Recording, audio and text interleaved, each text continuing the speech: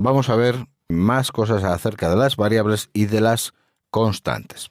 Está claro, y su propio nombre así nos lo indica, una variable es algo que puede sufrir variación, mientras que una constante es algo que va a estar constante con el mismo valor desde el principio del programa hasta el final. Es decir, mi variable string, yo la podría decir que ahora string va a tener un valor de...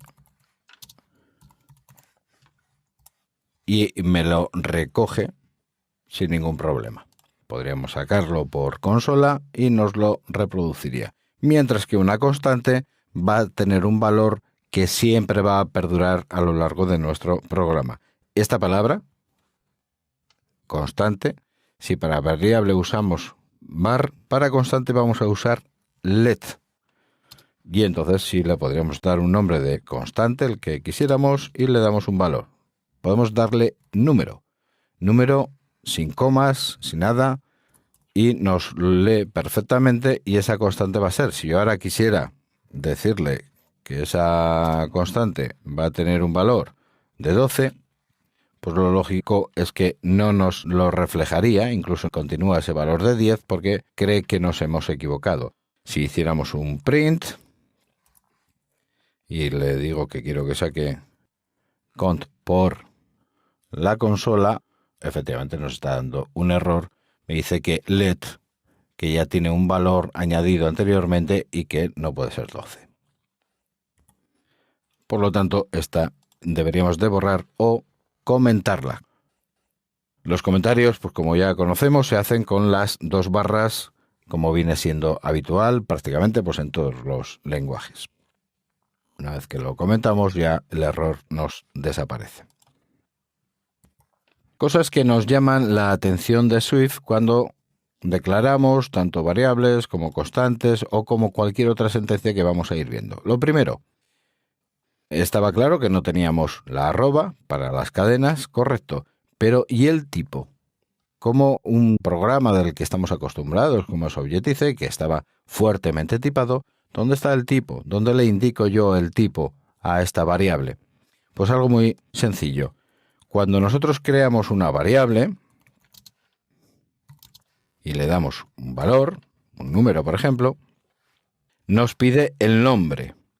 Y entonces a partir de ahí lo que va a hacer Swift por nosotros es entender este número.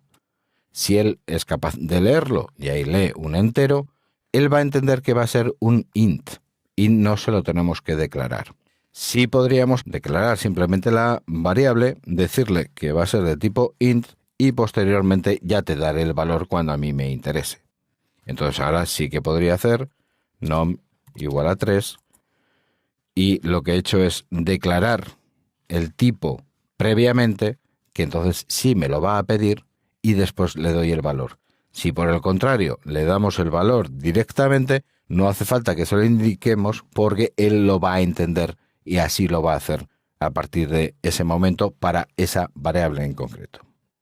Si esto mismo lo hacemos con una constante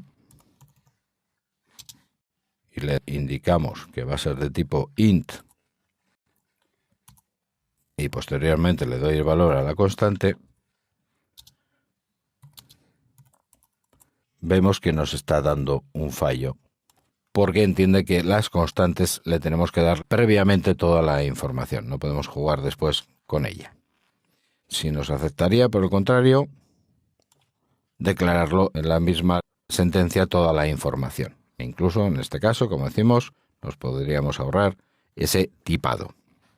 Más cosas que nos llaman la atención, nada más empezar con Swift, es, bueno, ¿dónde está el famoso punto y coma final de cada sentencia para decirle que he terminado esa sentencia?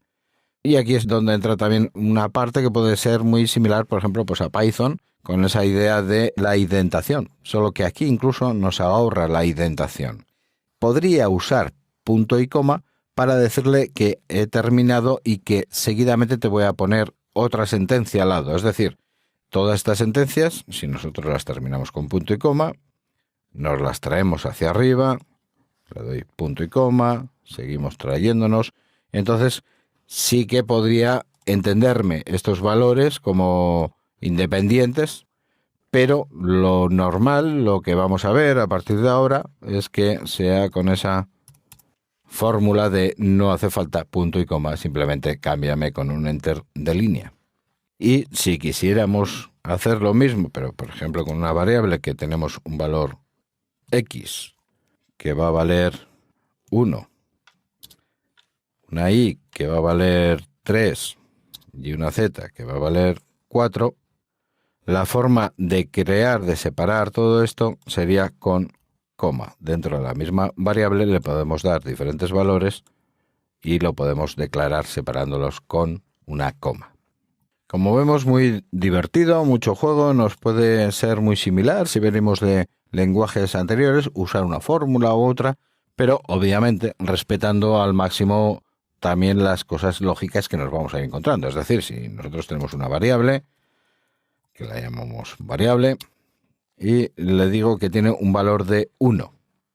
El programa, Swift, me ha entendido perfectamente de lo que estamos hablando, que estamos hablando de un entero, y que esa variable pues así la va a entender. Entonces, si posteriormente a esa misma variable, que la podemos cambiar de valor, pero en este caso le digo que va a ser una cadena, lógicamente me va a decir, ponte de acuerdo, o es entero o es string, por lo tanto nos va a salir un error.